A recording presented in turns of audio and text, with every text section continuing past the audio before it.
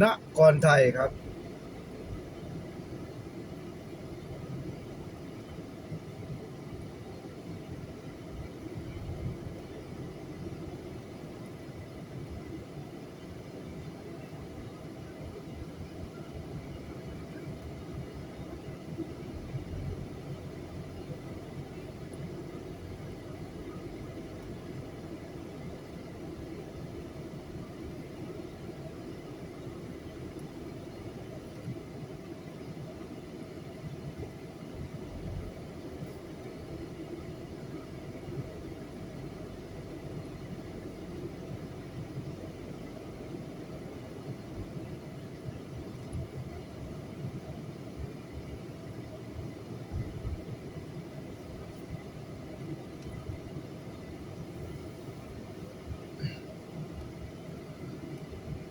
นครไทยนะครับ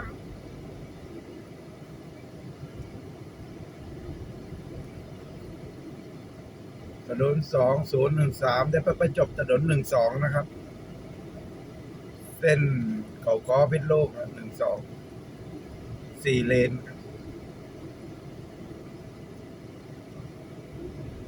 อันนี้เส้นนครไทย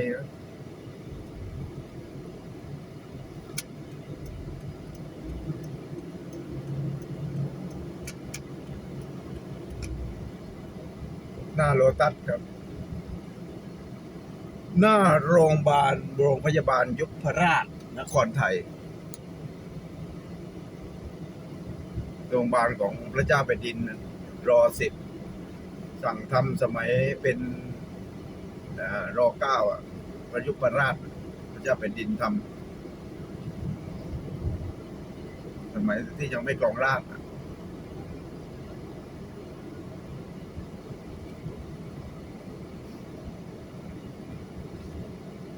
ปั๊มปตทอยู่ซ้ายมือ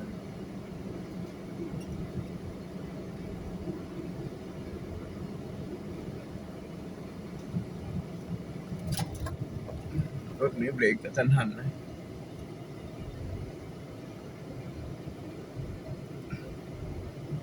อนุสาวรีย์พระเจ้าตากหรือว่าอนุสาวรีย์อะไรมองไม่ชัดไม่มีป้ายบอกดูกันหรือว่าอนุสาวรีย์พระนารายณ์เดาก่อนไม่เดานะพ่อขุนแสงแหมอินทราทิพย์โอ้คือไม่มีป้ายบอกครับผมก็ไม่มั่นใจขอเดินทางโดยสวัสดิภาพครับออกจากนครไทยแล้วครับ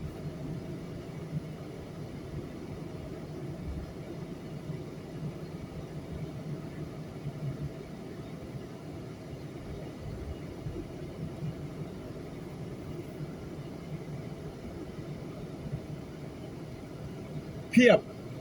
คำว่าเพียบคืออะไรร้านอาหารเนี่ย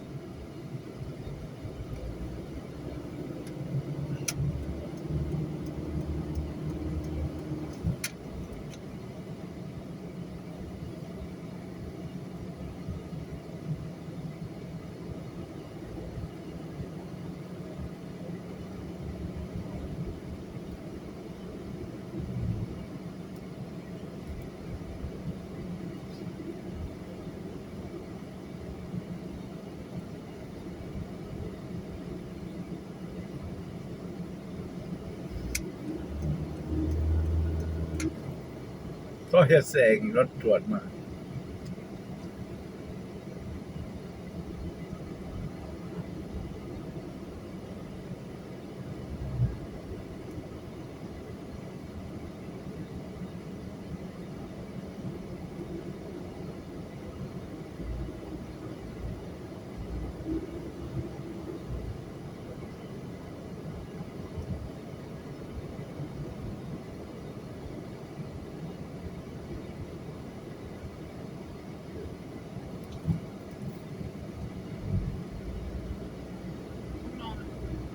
ว่ารถมอเตอร์ไซค์ไฟฟ้าเมื่อกี้อยู่ซ้ายเหยียบเกือบใกล้เส้นขาวแล้วก็รถขวาก็สวนมาพอดีสะดุดไปนิดนึง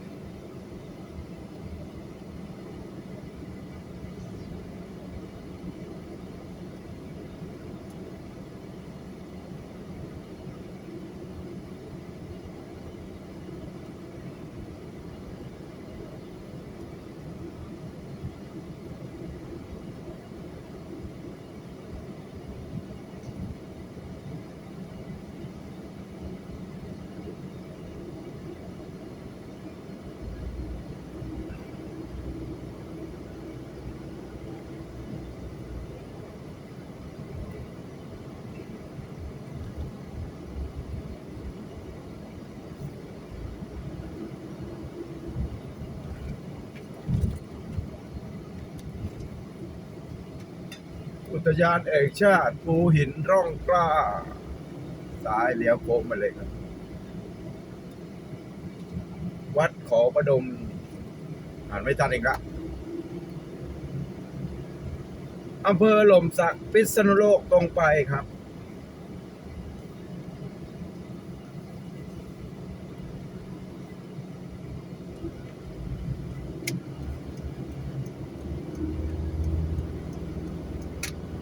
รถโมซิรถโรงพยาบาลตามหลังมา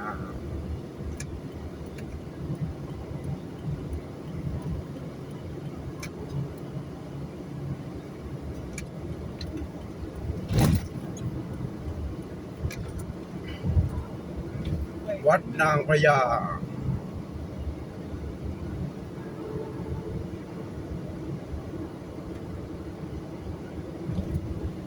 องค์ก็นอนรีสอร์ทนครไทยโอเคนครไทยว่างก็นอนพีทีเท่าไหร่ไปขึ้นป้ายมองไม่ชัดเจน